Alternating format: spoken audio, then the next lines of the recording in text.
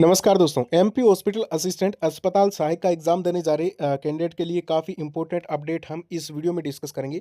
एक तो admit card को लेकर, आपका एडमिट कार्ड कब आएगा, और एग्जाम सिटी को लेकर बात करेंगे, आपका एग्जामिनेशन किन किन सिटी में होगा और कहाँ पे आपका एग्जामिनेशन कंडक्ट होगा। ठीक है। परीक्षा तिथि में बदलाव को लेकर आपके कुछ कैंडिडेट के डाउट थे, उसको भी क्लियर कर देंगे। और क्या एडमिट कार्ड नहीं आएगा किसी कैंडिडेट का, अगर कोई उनसे मिस्टेक हुई है तो क्या फॉर्म रिजेक्ट हो जाएगा, इसको लेकर भी बात करेंगे। और इसी के साथ में दोस्तों, आपका अंतिम रामबाण क्या हो सकता है सिलेक्शन का, कट ऑफ को लेकर हम बात करेंगे और एग्जाम लेवल को लेकर हम बात करेंगे। जो कैंडिडेट जो है वो पहला वीडियो नहीं देख पाए हैं, उनको इस वीडियो में कंप्लीटली सारी चीज़ें क्लियर कर दूंगा। देखिए, आप चैनल को सब्सक्राइब कर लें, हर एक लेटेस्ट अपडेट आपको इसी चैनल पे देखने को मिलेगी। वीडियो को लाइक कर सकते हो, कमेंट कर सकते हो। सबसे पहले आपको एक चीज़ बताना चाहता हूँ दोस्तों, हमने जो टेस्ट सीरीज लॉन्च की थी एमपी अस्पताल सहायक के एग्जामिनेशन को लेकर, देखिए हमने इसमें आपके फर्स्ट 1000 कैंडिडेट के लिए 99 प्राइस रखी थी और ये टारगेट ऑलमोस्ट कंप्लीट होने वाला है। अभी इसकी प्राइस 250 जो है वो हो जाएगी, तो अभी ज्वाइन कर लें। इसमें आपके 15,000 क्वेश्चन है एनसीईआरटी की बुक्स के अकॉर्डिंग, और इसी के साथ में हमने मॉक टेस्ट दिए हैं, फुल टेस्ट दिए हैं और सब्जेक्ट वाइज टेस्ट सीरीज आपको दी है।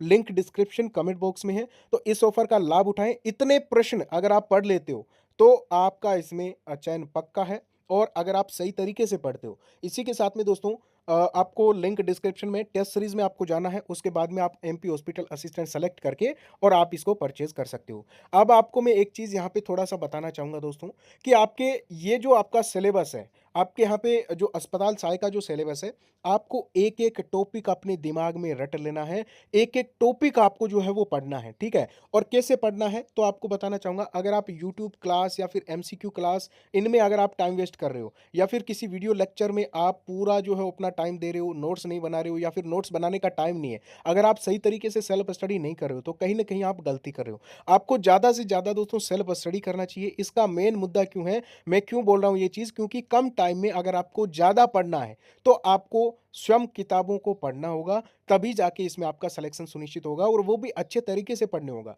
देखिए, हिंदी के जो टॉपिक्स हैं, आप हिंदी की बुक्स पढ़ लीजिए। हिंदी के जो आपके व्याकरण के टॉपिक है, ये आप अच्छे से कर लीजिए। और इसी के साथ में अगर हम बात करें गणित, तो गणित में आपको समझना पड़ता है, तो यूट्यूब पे आप जो है वो एक टॉपिक लगाइए। जैसे आप ज्यामिति टॉपिक लगाइए, निर्देशांक ज्यामिति आप यूट्यूब पे लिखोगे, निर्देशांक ज्यामिति 10th क्लास एनसीईआरटी, वो कंप्लीट आपको बहुत सारे टीचर्स का सॉल्यूशन दिया हुआ है उन लेसन का। तो सारे टॉपिक आपको यूट्यूब पे करवाए हुए हैं एनसीईआरटी 10वीं क्लास के, तो वो आप देख सकते हो, सही तरीके से आपको समझ में आ जाएगा। बाकी टेस्ट लगाना होता है बाद में, तो वो टेस्ट आप विद्यापीठ पे लगा सकते हो। 15,000 क्वेश्चन दिए हैं, जो कि डायरेक्ट भी आपके क्वेश्चन मैच हो जाएंगे एग्जाम में। तो ये आप जो है वो अभी ज़रूर करें, इतना सेल्फ स्टडी करें, और ज़्यादा से ज़्यादा आप जो है वो दोस्तों इसका टेस्ट लगाइए।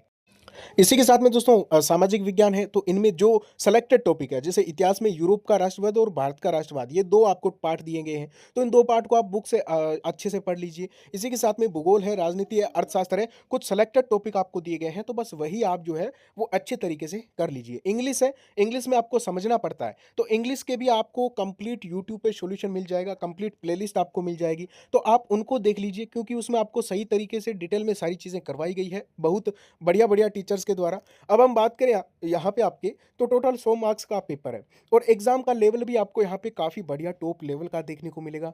अगर हम बात करें तो सभी सब्जेक्ट के बराबर मात्रा में आपको क्वेश्चन पूछे जाएंगे। हिंदी के 20, इंग्लिश 20, गणित 20 और विज्ञान 20 और सामाजिक विज्ञान 20, तो 100 क्वेश्चन है। आपका यहाँ पे टारगेट होना चाहिए दोस्तों, कि नेगेटिव मार्किंग हटा के आपके जो यहाँ पे पर्सन सही होने चाहिए, वो आपके 75 नंबर का टारगेट आपको यहाँ पे लेके चलना है। अगर 75 मार्क्स आ जाते हैं, तो आपके यहाँ पे सिलेक्शन की पॉसिबिलिटी बन जाती है। और यहाँ पे किस तरह के प्रश्न पूछे जाएंगे, तो 10वीं क्लास का आपको उसी का लेवल देखने को मिलेगा। मॉडरेट टाइप का पेपर होगा, घबराने की आपको बिल्कुल भी आपको चिंता बिल्कुल नहीं करनी है। आप इस टाइम में ज़्यादा से ज़्यादा फोकस करिए आपकी स्टडी को लेकर, ठीक है, कि आप मैटर ज़्यादा से ज़्यादा कैसे पढ़ पाओगे। और इसी के साथ में आपको यहाँ पे कई प्रकार के, कई टाइप से क्वेश्चन पूछे जा सकते हैं, थोड़े से हार्ड लेवल के क्वेश्चन भी आपको यहाँ पे पूछे जा सकते हैं। देखिए, कथन निष्कर्ष, सत्य असत्य मिलान करने वाले जो प्रश्न है, डायरेक्ट जो इजी क्वेश्चंस है और कथन कांड वाले क्वेश्चंस है, ये भी आप थोड़ा-सा एक बार आप प्रैक्टिस करके जाएँ और ये सारी चीज़ें हमने आपको जो है वो दी है।